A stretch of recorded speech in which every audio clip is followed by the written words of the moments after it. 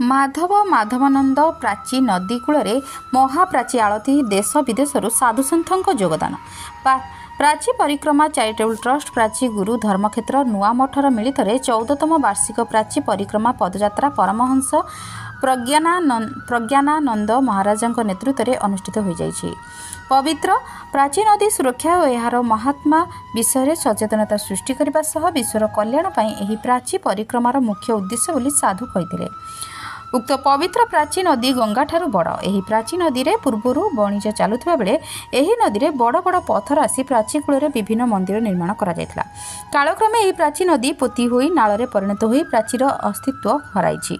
उक्त नदी को पुनः उद्धार करबा पई साधुसंत बुद्धिजीवी प्राची प्रेमी माने कहिसंती। एही प्राची परिक्रमा कार्यक्रम रे पंडित चित्तरंजन मिश्र, स्वामी सुधानंद गिरी, महंत चित्रमणि पर्वत महाराज, बाबा दामोदर दास, महंत रामकृष्ण दास, बाबा रामदास, महंत दिव्य कृष्ण दास, बाबा सत्यानंद दास सहित शताधिक साधु सन्थ प्राची प्रेमी और विदेशी श्रद्धालु जोग देथिले। जय जगन्नाथ। जय मां प्राची सरस्वती। वंदे उत्कल जननी। आमे ओडिसा लोक, आमे ओडिया। ओडिसा प्राचीन संस्कृति संपन्न प्रदेश, यार पौराणिक नाम उत्कल एवं कलिंग एवं इठी राजा ध्रुवंकर पुत्र शासन करथिले। इठी राजा बलिंकर पुत्र शासन करथिले। तो ओडिशार प्राचीन परंपरा अत्यंत महिमामंडित। ओडिशार एक प्राचीनतम नदी होची प्राची सरस्वती, जार वर्णन पुराण मानकर अछि। प्राची सरस्वती ऐतिहासिक भौगोलिक गुरुत्व जेते अछि ताको धीरे धीरे भूली गले। प्राची सरस्वती नदी बर्तमान नदी नहीं, ताहा एक इंग्राजी रे कहउछंती रेन वाटर ड्रेनेज, अर्थात वर्षा पानी को बोही नउथिबा नाळ नर्दमा। नदी को आम नर्दमा परिणत करू।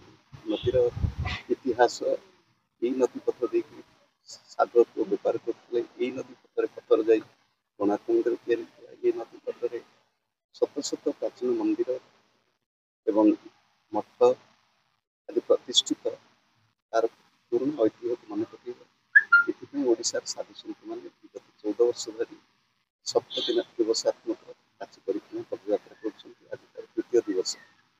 आमे ओडिया आम भितर आम परंपरा, आम संस्कृति, आम इतिहास श्रद्धा आसु प्रकृति पर्यावरण नदी सुरक्षित रखु। प्राची नदी मध्य अविरल जलधारा प्रवाहित हो। प्राची नदीर अववाहिका जबरदस्ती मुक्त हो।